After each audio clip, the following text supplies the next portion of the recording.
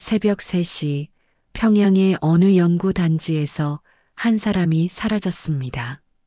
그는 국가 최고 기밀을 머릿속에 담은 채 가족과 함께 증발했지요. 20년 넘게 체제를 위해 헌신했던 과학자가 하루아침에 배신자가 된 순간이었습니다. 하지만 배신이 아니었어요. 그건 생존을 위한 선택이었지요. 지금도 그 밤의 공기가 생생합니다. 1998년 가을부터 2023년 10월까지 나는 조국의 방패를 만드는 일꾼으로 살아왔지요. 내 이름은 박철민입니다. 국가과학원 특수재료연구소 실장이었어요. 40대 중반의 나이에 그 자리까지 오른 건 능력도 있었지만 무엇보다 의심받지 않는 충성심 덕분이었습니다. 연구소는 평성 외곽에 있었어요. 삼중 철조망으로 둘러싸인 그곳에서 우리는 특수학금을 개발했지요. 그게 어디에 쓰이는지는 물어보면 안 되는 곳이었습니다.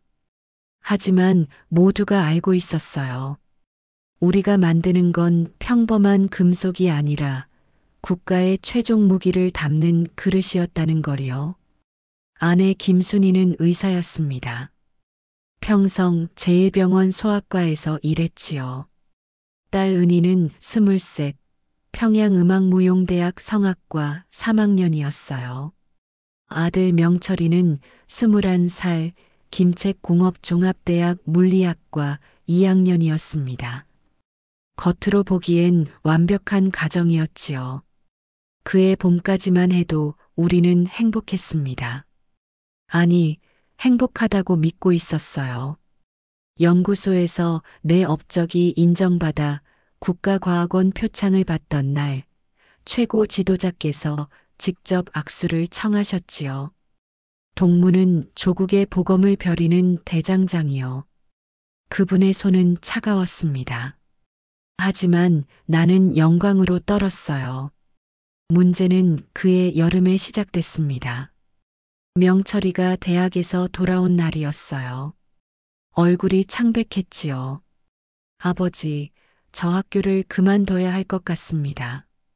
21살 청년의 목소리가 떨리고 있었습니다. 무슨 소린가? 사상 검열에서 문제가 생겼습니다. 중국 서적을 읽었다는 제보가 들어왔대요. 가슴이 철렁했어요. 중국 서적이라니. 명철이는 물리학 공부를 위해 중국어 원서를 몇 권 구해 읽었을 뿐이었습니다. 학문적 호기심이었지요. 하지만 그게 문제가 됐어요. 다음 날 대학당 비서를 찾아갔습니다. 비서 동무, 제 아들은 순수하게 학문을 위해서였습니다. 사상적 문제는 전혀 없어요. 하지만 그의 눈빛은 차갑더군요. 박동무, 자네 아들 문제는 이미 상부에 보고됐네. 내가 어찌할 수 없어. 일주일 후 명철이는 대학에서 제적당했습니다. 공식 이유는 사상적 동요 경향이었어요. 21살 청년의 미래가 한순간에 무너졌지요. 하지만 더 큰 문제는 그 다음이었습니다. 연구소 분위기가 달라졌어요. 동료들이 나를 피하기 시작했지요. 회의 때 내 발언이 무시당했습니다. 심지어 내가 책임지던 프로젝트에서 배제됐어요. 박 실장, 당분간 휴식을 취하시게. 건강도 안 좋아 보이고. 부소장의 말은 위로가 아니라 경고였습니다. 아내도 달라졌어요. 병원에서 돌아온 순이의 얼굴이 굳어 있었지요. 여보, 병원장이 저를 불렀어요. 명철이 일로 당에서 연락이 왔대요. 제 당원 자격이 재심사된답니다. 그녀의 목소리가 떨렸습니다. 딸 은희도 힘들어했어요. 대학 담당 지도원이 그녀를 따로 불렀답니다. 은희 동무 동생 때문에 자네 성분이 나빠질 수 있네. 조심하게. 졸업 공연 주역에서 합창단으로 밀려났지요. 밤마다 잠을 이룰 수 없었습니다. 천장을 보며 생각했어요.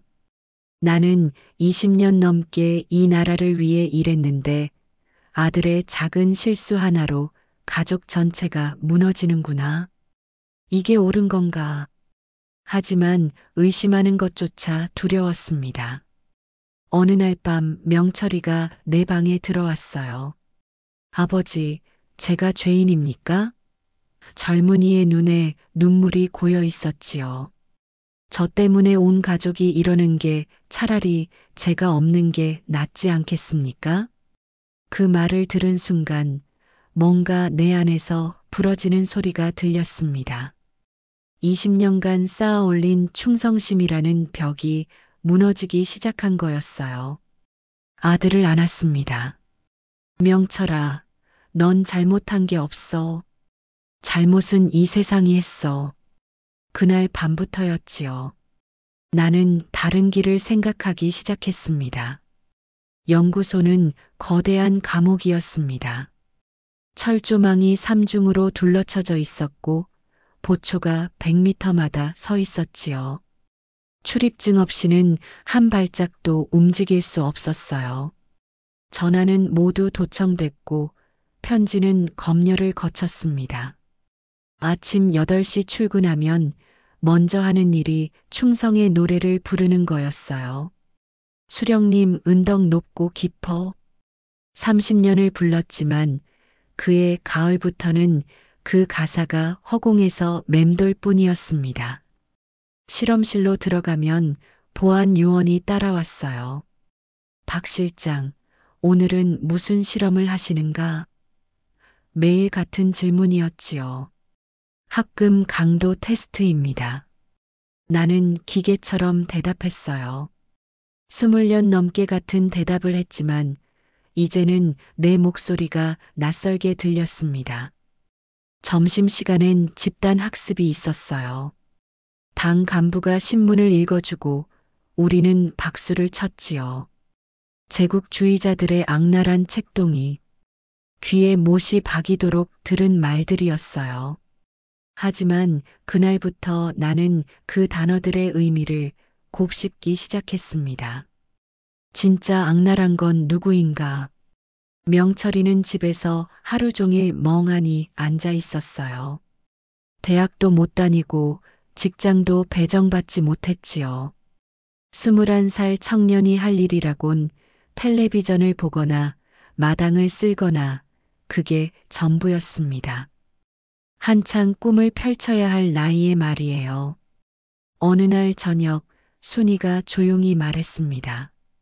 여보, 병원에서 이상한 방송을 들었어요. 무슨 방송? 간호사 하나가 몰래 가지고 다니는 조그만 수신기가 있대요. 거기서 남쪽 소리가 들린답니다. 심장이 뛰었어요. 남쪽 방송을 듣는 건 사형에 해당하는 범죄였지요. 하지만 동시에 알고 싶었습니다. 저쪽 세상은 어떤 곳인가? 우리가 모르는 진실이 있는 건 아닌가? 그 간호사 이름이 뭔가? 나는 조심스럽게 물었어요. 리은이래요. 젊은 애인데 용감한 것 같더군요. 순이의 목소리도 낮았습니다. 벽에도 귀가 있는 세상이었으니까요. 닷새 후 나는 병원을 찾아갔습니다. 명철이 건강검진을 핑계 삼았지요. 복도에서 리은이를 만났어요. 젊은 간호사였습니다. 동무, 잠깐 시간 있겠는가? 그녀의 얼굴이 긴장했어요. 네, 실장 동무. 사람 없는 계단 밑으로 갔습니다. 자네가 가진 그 물건 말이네. 말을 끝맺기도 전에 그녀가 고개를 저었어요. 실장 동무, 저는 아무것도 모릅니다. 내가 고발하려는 게 아니네. 나도 듣고 싶어서 그러네. 리은이의 눈이 커졌습니다. 잠시 침묵이 흘렀지요. 그리고 작은 목소리로 말했어요. 내일 밤 11시 병원 뒷산 느티나무 밑에서 만납시다. 다음 날 밤 나는 집을 몰래 빠져나왔습니다. 순이에게만 말했어요. 1시간이면 돌아올 걸세. 아내는 아무 말 없이 고개를 끄덕였지요. 느티나무 밑에 리은이가 서 있었습니다. 손에 작은 수신기를 들고 있었어요. 실장 동무, 이게 위험한 일인 건 아시죠? 알고 있네. 우리는 나무 뒤에 쪼그리고 앉았습니다. 이어폰을 나눠 꽂았어요. 리은이가 다이얼을 돌렸지요. 잡음이 들리다가 갑자기 또렷한 목소리가 흘러나왔습니다. 여기는 자유의 소리 방송입니다. 북녘 동포 여러분께 진실을 전해드립니다. 그 순간부터 내가 알던 세상이 흔들리기 시작했습니다. 방송은 말했어요. 바깥 세상에선 사람들이 자유롭게 여행하고 원하는 책을 읽고 꿈을 펼친다고요.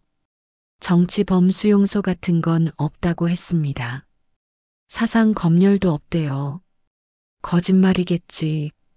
나는 중얼거렸어요. 하지만 리은이가 고개를 저었습니다. 저도 처음엔 그렇게 생각했어요. 하지만 여러 방송을 들어봤습니다. 다들 같은 얘기를 해요. 저쪽은 정말 다른 세상인 것 같아요. 방송은 계속됐습니다. 북한 청년들도 대학에서 자유롭게 학문을 연구할 권리가 있습니다. 책을 읽었다고 처벌받아서는 안 됩니다. 그건 인간의 기본 권리니까요. 그 말을 듣는 순간 눈물이 났습니다. 명철이가 떠올랐어요. 순수하게 공부하고 싶어 했던 아들이요. 그게 죄가 됐던 세상이 잘못된 거였지요.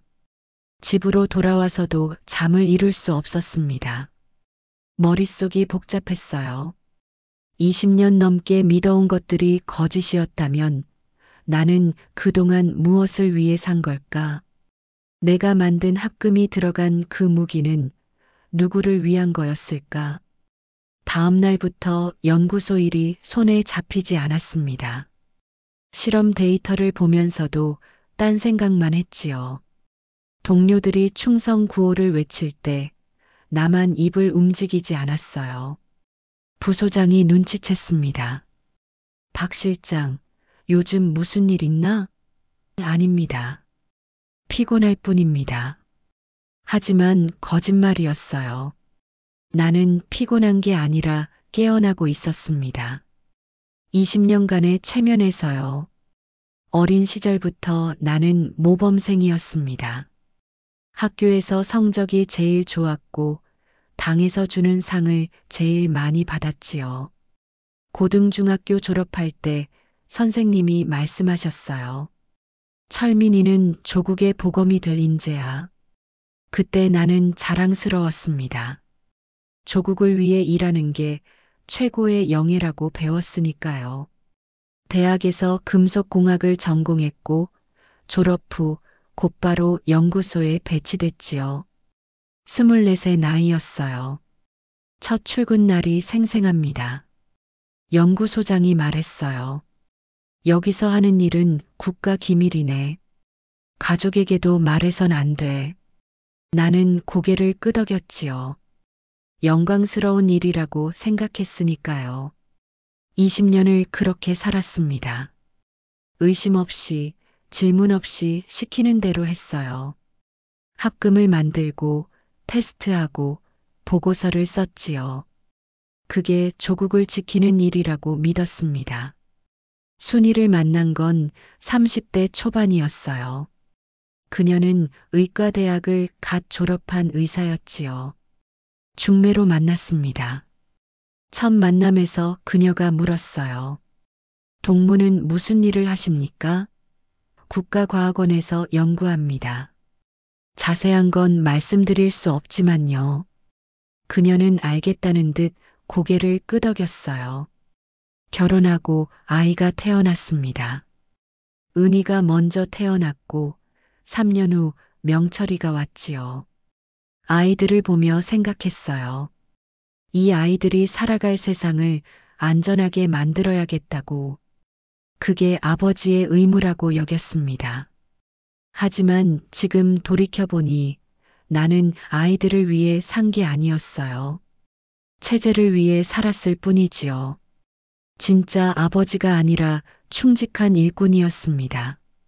명철이가 물리학 공부를 하고 싶어 했을 때 나는 말했어요. 공부도 좋지만 당에 충성하는 게 먼저야. 그게 아들을 망친 겁니다. 어느 날 밤 오래된 사진첩을 꺼내봤어요.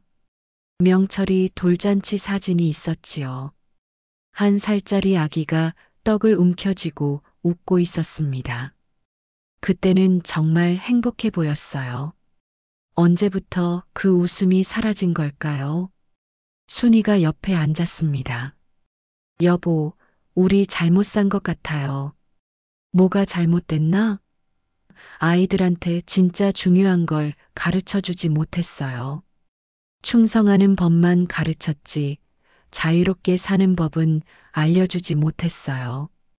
그 말이 가슴에 박혔습니다. 맞아요. 우리는 아이들에게 복종만 가르쳤지요. 질문하는 법, 의심하는 법, 스스로 생각하는 법은 가르치지 못했어요. 그게 명철이를 망친 겁니다. 이제라도 바꿀 수 있을까요? 순이가 물었어요. 모르겠네. 하지만 시도는 해봐야지 않겠나? 나는 그렇게 대답했지만 사실 확신은 없었습니다. 20년을 한 길만 걸어온 사람이 어떻게 방향을 바꿀 수 있을까요? 다음 날 연구소 자료실에 갔습니다. 오래된 기술 문서들이 쌓여 있는 곳이었지요. 사람이 거의 오지 않아서 조용했어요. 먼지 낀 책장 사이에 앉아 생각했습니다. 내가 만든 합금이 들어간 물건들. 그게 정말 조국을 지키는 데 쓰였을까요? 아니면 다른 용도였을까? 의심이 꼬리를 물었습니다. 하지만 알 수 없었어요. 우리는 부품일 뿐 전체를 볼 수 없었으니까요. 창밖을 보니 철조망이 보였습니다. 삼중으로 둘러쳐진 그 철조망은 외부의 적으로부터 우리를 지킨다고 배웠어요. 하지만 이제는 다르게 보였습니다. 우리를 가두기 위한 벽이 아닐까요? 저녁에 집으로 돌아가는 길, 거리에서 선전 포스터가 보였어요. 수령님 은덕에 보답하자. 커다란 글씨가 외치고 있었지요. 예전엔 그 글씨를 보면 힘이 났습니다. 하지만 지금은 공허했어요. 은덕이라니 정작 내 아들 하나 지켜주지 못하는데 무슨 은덕인가. 집에 도착하니 명철이가 마당에 앉아 있었습니다. 명철아, 뭐하니? 그냥 있어요, 아버지. 아들의 목소리는 힘이 없었지요. 21살 청년이 할 일도 없이 하루를 보내고 있었습니다. 명철아, 아버지가 미안하구나. 처음으로 그런 말을 했어요. 왜요, 아버지? 내가 자유롭게 살 수 있도록 해주지 못해서 말이야. 명철이가 나를 봤습니다. 놀란 표정이었지요. 아버지가 그런 말을 하리라고는 생각 못했을 거예요. 아버지, 자유가 뭡니까? 아들이 물었어요. 나는 대답할 수 없었습니다. 45년을 살았지만 진짜 자유가 뭔지 모르는 사람이었으니까요. 다만 이것만은 알았습니다. 여기엔 자유가 없다는 것을요. 그날 밤 결심했습니다. 이대로는 안 되겠다고. 가족을 위해, 특히 아이들을 위해 뭔가를 해야 한다고요. 하지만 무엇을 어떻게 해야 할지는 막막했습니다. 변화는 작은 균열에서 시작됐습니다. 어느 가을 저녁 리은이에게서 연락이 왔어요. 실장 동무 알려드릴 게 있습니다. 우리는 다시 느티나무 밑에서 만났지요. 무슨 일인가? 이번 주말에 특별한 방송이 있대요. 탈북한 사람들의 증언이라고 합니다. 리은이의 목소리가 떨렸어요. 거기서 진짜 이야기를 들을 수 있을 겁니다. 토요일 밤 나는 다시 집을 빠져나왔습니다. 이번엔 순이도 함께였어요. 리은이가 기다리고 있었지요. 세 사람이 나무 뒤에 옹기종기 모여 앉았습니다. 방송이 시작됐어요. 저는 함경북도에서 왔습니다. 굶주림을 견디다 못해 국경을 넘었지요. 한 남자의 목소리가 들렸습니다. 그는 자신의 이야기를 담담하게 풀어냈어요. 얼마나 힘들었는지, 어떻게 탈출했는지, 그리고 지금은 어떻게 사는지를요. 여기선 아무도 저를 차별하지 않습니다. 과거가 어땠든 지금은 자유롭게 살 수 있어요. 그의 목소리가 떨렸습니다. 처음엔 믿기지 않았어요. 이렇게 사는 게 가능한가 싶었지요. 하지만 지금은 알아요. 이게 정상이라는 걸요. 순이가 내 손을 꽉 쥐었어요. 그녀의 손이 떨리고 있었지요. 다음 증언자가 나왔습니다. 여자 목소리였어요. 저는 교사였습니다. 학생들을 가르치는 게 좋았지요. 하지만 어느 날 깨달았어요. 내가 가르치는 건 진실이 아니라 거짓말이라는 걸요. 그녀는 말을 이었습니다. 학생 하나가 물었어요.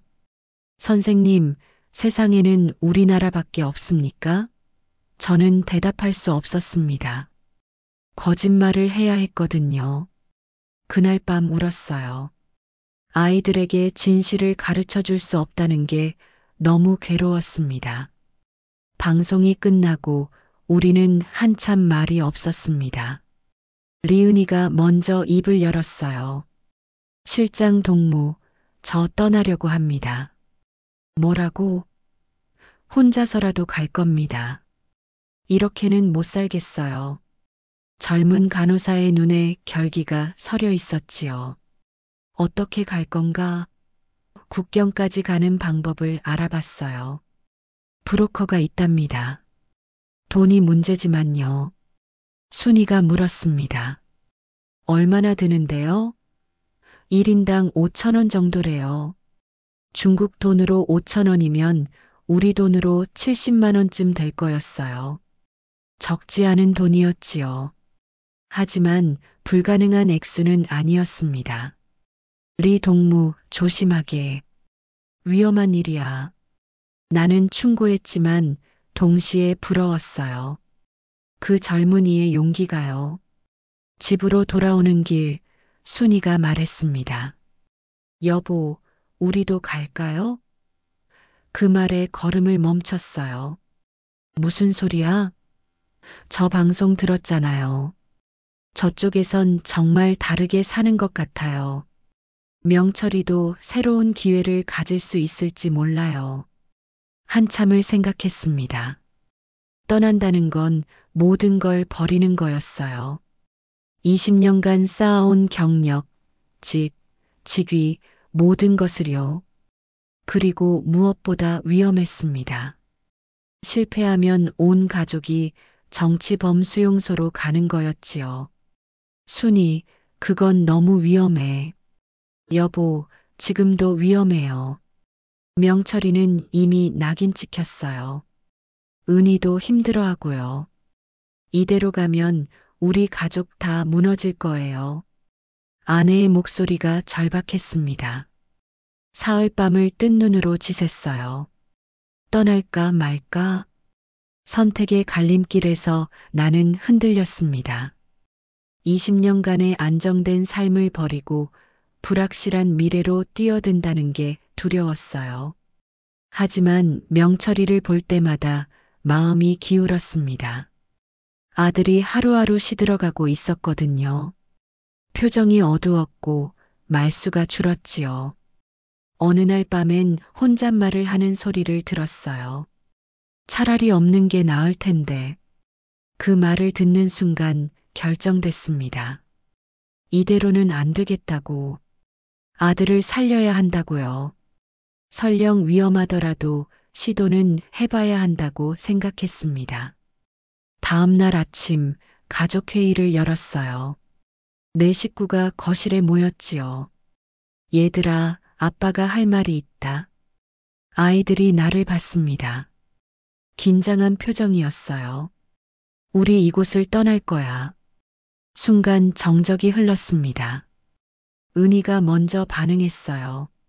아버지, 탈북 말씀이세요? 그래. 명철이의 얼굴이 창백해졌습니다. 아버지, 그건 죽을 수도 있는 일이잖아요. 알고 있어. 하지만 여기 남아도 천천히 죽는 거나 마찬가지야. 순이가 아이들 손을 잡았어요. 은희야, 명철아.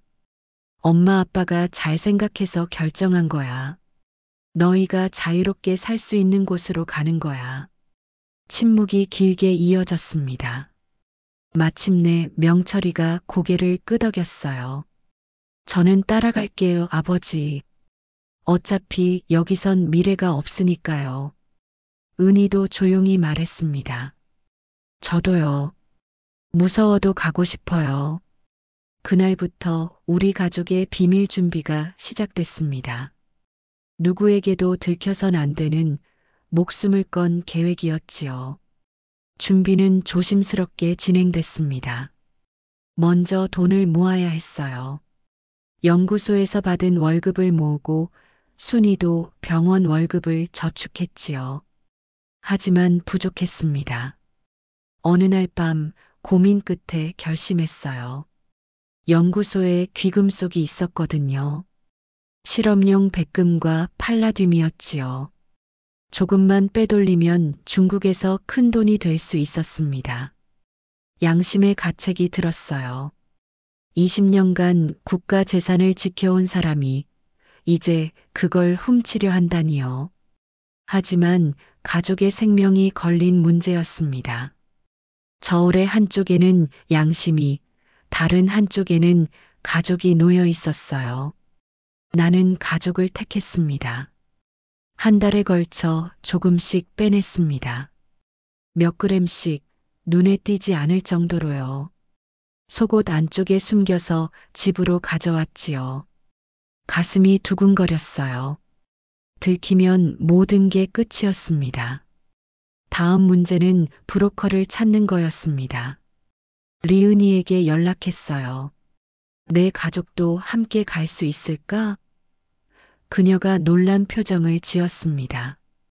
실장 동무까지요? 그래, 내 식구 모두 말이야. 며칠 후 리은이가 답을 가져왔습니다. 브로커가 가능하대요. 하지만 내 식구는 위험하다고 합니다. 실장 동무는 신분이 높으니까요. 사라지는 순간 큰 수색이 시작될 거래요. 알고 있네. 그래서 빠른 이동이 필요한 거야. 나는 이미 계획을 세워뒀었습니다. 국경 넘자마자 중국 내륙 깊숙이 들어가야 해. 최대한 빨리 제3국으로 가는 거지. 브로커와의 첫 만남은 긴장됐습니다. 평성 외곽의 한 폐공장에서 만났어요. 중년 남자였지요. 박동무 씨군요. 그가 나를 훑어봤습니다. 얼굴이 알려진 사람 아닙니까? 그래서 조심해야지. 자네는 일만 잘하면 돼. 나는 금 덩어리를 건넸어요. 빼돌린 백금을 녹여 만든 거였습니다. 이게 계약금이네. 성공하면 나머지를 주지.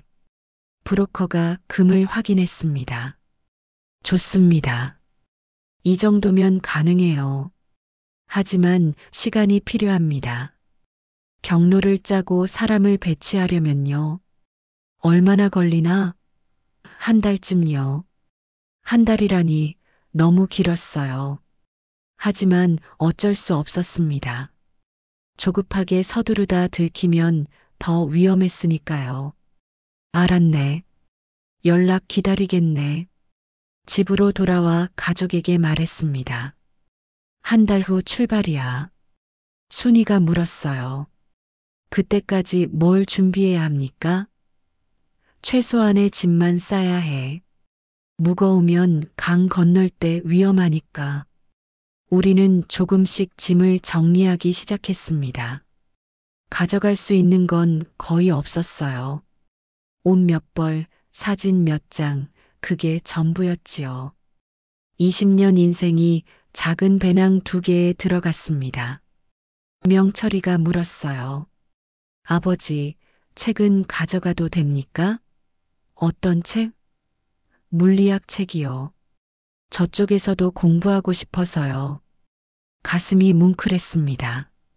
이 모든 게 아들이 자유롭게 공부하게 하려는 거였으니까요. 그래, 가져가거라. 은희는 악보를 챙겼어요. 아버지, 이거 가져가도 될까요? 무슨 악보니? 제가 제일 좋아하는 노래예요. 저쪽에서도 부르고 싶어요. 그래, 가져가렴. 준비하면서 이상한 기분이 들었습니다. 슬프면서도 설렜어요. 이곳에서의 삶은 끝나는 거였지만 새로운 시작이 기다리고 있었으니까요. 어느 저녁 집 근처를 산책했습니다. 평성 거리가 익숙했어요. 여기서 20년을 살았으니까요. 저 모퉁이 식료품 가게, 그 옆 이발소, 익숙한 풍경들이었지요. 다시는 볼 수 없을지도 모른다고 생각하니 아쉬웠습니다.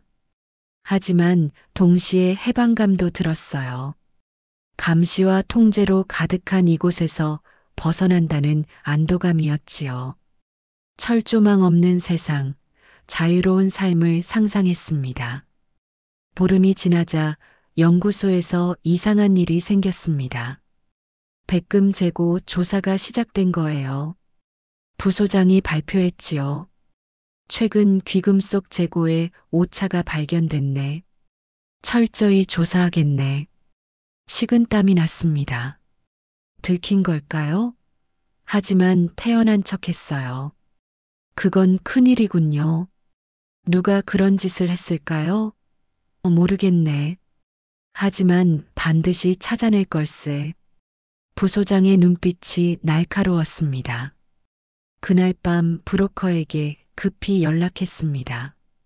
일정을 당겨야겠네. 상황이 급해졌어. 알겠습니다. 일주일 후 가능합니다. 그게 최선입니다. 일주일, 너무 짧은 시간이었어요. 하지만 더 기다릴 순 없었습니다. 재고 조사가 끝나기 전에 떠나야 했지요. 좋아, 일주일 후 연락하게. 마지막 일주일이 시작됐습니다. 가장 긴장되는 시간이었지요. 연구소에선 조사가 계속됐고 우리는 마지막 준비를 마무리했습니다. 출발 전날 밤 가족이 모여 앉았습니다. 내일 새벽 2시에 나선다. 모두 알지? 고개가 끄덕여졌어요. 잠자리에 들지만 자는 척만 해라. 실제로 자면 안 돼. 아이들이 긴장한 표정으로 대답했습니다. 네, 아버지. 그날 밤 한숨도 자지 못했습니다. 시계만 쳐다봤어요. 시간이 너무 천천히 갔지요. 1시 30분, 드디어 1시 50분이 됐습니다. 출발 10분 전이었어요. 가족을 조용히 깨웠습니다. 모두 이미 깨어 있었지요. 배낭을 메고 문 앞에 섰습니다. 손잡이를 잡으려는데 손이 떨렸어요. 이 문을 나서면 돌이킬 수 없었습니다. 순이가 내 손을 잡았습니다. 여보, 괜찮아요. 우린 할 수 있어요. 그녀의 손도 떨리고 있었지만 목소리는 단호했습니다. 심호흡을 하고 문을 열었습니다. 마지막 여정이 시작됐습니다. 사흘 후 우리는 새로운 신분을 받았습니다. 중국 조선족으로 위장한 신분증이었어요. 이름도 바뀌었지요. 박철민에서 최성우로, 김순희는 장미순으로, 아이들도 각각 새 이름을 받았습니다. 이제부터 여러분은 중국 사람입니다. 조선말을 쓰면 안 돼요. 브로커가 경고했습니다. 베이징까지 기차로 20시간 걸립니다. 들키면 끝이에요. 다음 날 새벽 연길역으로 갔습니다. 역에는 사람이 많았어요. 모두 중국인들이었지요. 우리는 조심스럽게 표를 끊고 플랫폼으로 향했습니다. 기차에 올랐습니다. 4인 침대 칸이었어요. 문을 닫자 조금 안심이 됐지요. 하지만 여전히 긴장은 풀리지 않았습니다. 기차가 출발했습니다. 창밖으로 중국 풍경이 지나갔어요. 북한과는 달랐지요. 논밭도 더 풍요로워 보였고 마을도 더 밝아 보였습니다. 10시간쯤 지났을 때 문제가 생겼습니다. 열차 경찰이 검표를 하러 왔어요. 신분증 보여주세요. 가짜 신분증을 건넸습니다. 경찰이 유심히 봤지요. 조선족이십니까? 네. 내가 중국어로 대답했습니다. 연구소에서 배운 중국어가 도움이 됐어요. 어디 가십니까? 베이징의 친척 만나러 갑니다. 경찰이 고개를 끄덕이고 신분증을 돌려줬습니다. 좋은 여행 되세요. 문이 닫히자 모두 긴장이 풀렸어요. 첫 관문을 넘은 겁니다. 베이징에 도착한 건 다음 날 저녁이었습니다. 브로커의 동료가 역에서 기다리고 있었어요. 최동무시죠? 저를 따라오세요. 베이징 외곽의 조그만 여관으로 갔습니다. 여기서 2주 기다리세요. 태국 비자를 만들겠습니다. 2주는 긴 시간이었어요. 좁은 방에 갇혀 지내야 했으니까요. 그 사이 중국 뉴스를 봤습니다.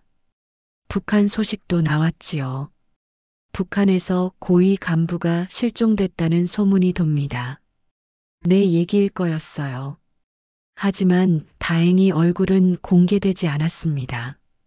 2주 후 드디어 태국 비자가 나왔습니다. 내일 베이징 공항에서 방콕행 비행기를 탑니다. 브로커가 말했습니다. 처음 타보는 비행기였어요. 공항은 거대했습니다. 북한에서는 상상도 못할 규모였지요. 보안 검색대를 통과할 때 긴장했지만 문제없이 통과했습니다. 비행기에 올랐습니다. 창가 좌석이었어요. 이륙하자 구름 위로 올라갔습니다. 아버지, 하늘이에요. 명철이가 신기해했습니다. 그래, 아들아.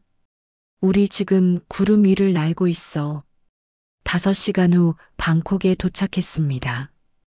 열대의 뜨거운 공기가 우리를 맞았어요. 브로커의 태국 동료가 공항에서 기다리고 있었습니다. 한국 대사관까지 1시간입니다. 내일 아침에 가시죠. 호텔로 갔습니다. 처음으로 편안한 침대에서 잤어요.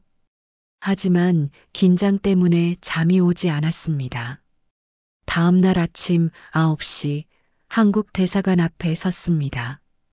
태극기가 바람에 휘날리고 있었어요. 평생 처음 보는 깃발이었지요. 심호흡을 하고 문을 열었습니다. 무슨 일이십니까?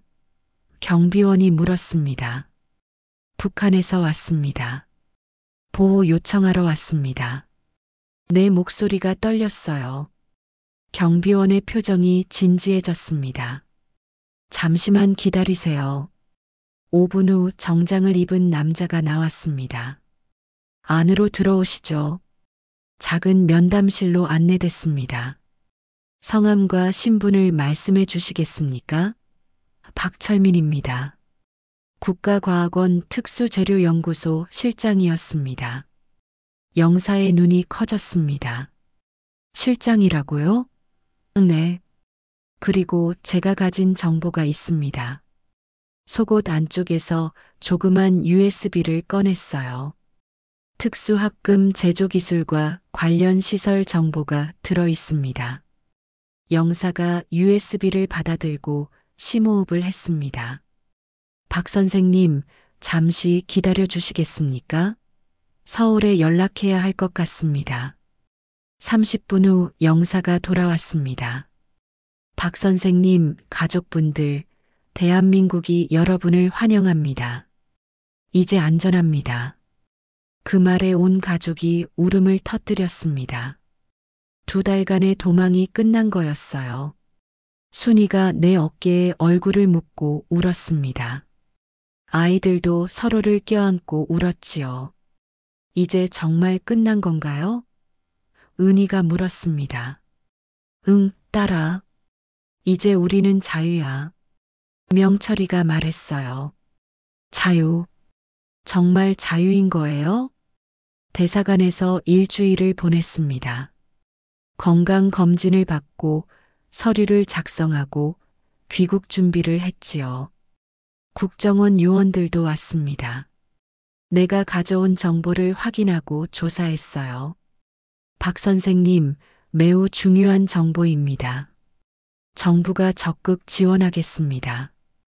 요원이 말했습니다. 가슴이 놓였어요. 우리 가족의 안전이 보장되는 거였으니까요. 드디어 한국행 비행기에 올랐습니다. 5시간의 비행 끝에 인천공항에 도착했어요. 입국장에 내렸을 때 다리가 후들거렸습니다. 대한민국에 오신 것을 환영합니다. 기내 방송이 들렸습니다. 대한민국. 이제 우리 조국이었어요. 인천공항에서 국정원 차량으로 하나원에 갔습니다. 탈북민 정착시설이었어요. 경기도 안성에 있었지요. 깔끔하고 현대적인 건물들이 인상적이었습니다. 여기서 석 달간 교육을 받으시게 됩니다. 담당 상담사가 설명했습니다. 한국 사회 적응 교육이었어요. 언어 사용법부터 금융, 취업까지 모든 걸 배워야 했지요. 방은 내 식구 가족실이었습니다. TV, 냉장고, 에어컨이 갖춰져 있었어요. 북한에서 살던 집보다 나았지요. 아버지, 여기 정말 우리 집이에요? 은희가 물었습니다. 응, 당분간은 여기서 살아야 해. 교육이 시작됐습니다. 한국어 사용법을 배웠어요. 같은 언어인데도 표현이 많이 달랐지요. 북한에서 쓰던 말을 고쳐야 했습니다. 여러분, 은행 사용법을 배워보겠습니다. 강사가 설명했습니다. 통장, 카드, ATM 기계 사용법을요. 45세의 초등학생처럼 배워야 했지만 부끄럽지 않았어요. 새로운 삶을 위해 필요한 거였으니까요. 명철이는 대학 편입을 준비했습니다. 아버지, 저 물리학 계속 공부하고 싶어요. 그래, 아들아. 이젠 마음껏 공부할 수 있어. 은희는 음악을 이어가고 싶어 했어요. 성악 계속할 수 있을까요? 물론이지, 딸아. 석 달이 빠르게 지나갔습니다. 수료식 날이 왔어요. 우리 가족은 정착금을 받았습니다. 그리고 아파트를 배정받았지요. 서울 노원구의 작은 아파트였습니다. 이사날 짐을 풀며 창밖을 봤습니다. 서울 야경이 펼쳐져 있었어요. 불빛이 가득했지요. 평양의 어두운 밤과는 달랐습니다. 여보, 우리 정말 여기까지 왔네요. 순이가 내 옆에 섰습니다. 응, 쉽지 않았지만 해냈어. 아내를 껴안았어요. 20년을 함께 살았지만 진짜 행복한 건 지금부터인 것 같았습니다. 카이스트에서 연구원 제의가 들어왔습니다. 내 전문 지식을 평화적으로 활용하는 연구였어요. 무기가 아니라 산업용 합금을 개발하는 일이었지요. 기쁘게 수락했습니다. 명철이는 서울대 물리학과에 편입했습니다. 꿈꾸던 공부를 마음껏 할 수 있게 됐어요. 은희는 음대에 진학해 성학을 이어갔지요. 순이도 간호사 자격증을 따서 병원에서 일하기 시작했습니다. 1년이 지났습니다. 어느 일요일 오후 가족이 함께 한강으로 나들이를 갔어요. 강변을 걸으며 생각했습니다. 1년 전 이맘때 우리는 압록강을 건넜었지요. 아버지, 1년 전 생각나요? 명철이가 물었습니다. 그럼 어떻게 있겠니? 무서웠지만 잘한 것 같아요. 여기 와서 저 정말 행복해요. 나도 그래, 아들아. 명철이의 얼굴엔 생기가 돌았습니다. 북한에서 시들어가던 그 청년이 이제는 당당한 대학생이 되었지요. 강변에 앉아 맥주를 마셨습니다. 자유롭게요. 허락도 필요 없고 감시도 없었지요. 이게 자유였습니다. 사소한 것 하나하나가 기적처럼 느껴졌어요. 여보, 이제 뭐 하실 거예요? 순이가 물었습니다. 연구 계속하고 그리고 잠시 생각했어요. 증언하려고 해. 북한의 실상을 알리는 거지. 위험하지 않겠어요? 괜찮아. 누군가는 해야 할 일이야. 저쪽에 남은 사람들을 위해서라도. 몇 달 후 국회 청문회에 증인으로 나갔습니다. 북한 특수재료 개발 실태를 증언했어요. 내가 겪은 일 본 것들을 솔직히 말했지요. 그곳은 과학자들에게 지옥이었습니다. 연구의 자유도 없고 오직 명령에 따를 뿐이었어요. 실수하면 수용소로 갔지요. 내 목소리가 의사당에 울려 퍼졌습니다. 증언 후 많은 사람이 다가왔습니다. 용기 내주셔서 감사합니다. 북한 실상을 알게 됐습니다. 악수를 청하는 손들이 많았어요. 집으로 돌아오는 길, 명철이가 말했습니다. 아버지, 자랑스러워요. 고맙다, 아들아. 저도 나중에 아버지처럼 의미 있는 일 하고 싶어요. 2년이 지났습니다. 카이스트 연구실에서 논문이 나왔어요. 신소재 개발에 관한 거였지요. 국제학술지에 실렸습니다. 죽음의 기술이 아니라 생명을 위한 기술이었어요. 명철이는 대학원에 진학했고 은희는 오페라 가수의 길을 걷고 있었습니다. 순이는 병원에서 인정받는 간호사가 됐지요. 우리 가족은 각자의 자리에서 꿈을 펼치고 있었습니다. 어느 저녁 발코니에 서서 서울을 바라봤습니다. 불빛들이 반짝이고 있었어요. 저 불빛 하나하나가 자유롭게 사는 사람들의 삶이었지요. 휴대폰에 메모를 남겼습니다. 2025년 10월 탈북 2년. 오늘도 우리 가족은 자유롭게 살았다. 이게 인간다운 삶이다. 북한에 남은 모든 이들도 이 자유를 누리는 날이 오기를 바란다. 책상에 앉아 새 논문을 쓰기 시작했습니다. 평화를 위한 과학에 관한 거였어요. 키보드를 두드리며 생각했습니다.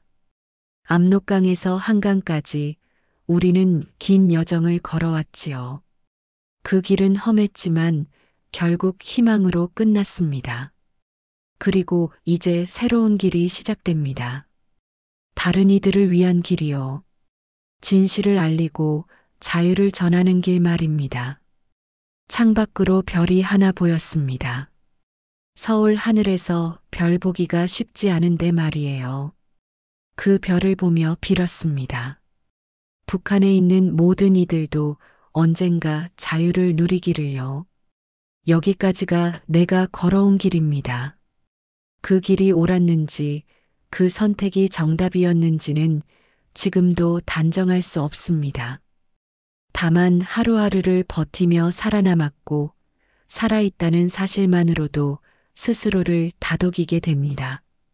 오늘의 고요가 내일의 답이 되리라 믿으며 나는 조용히 다음 걸음을 내딛습니다.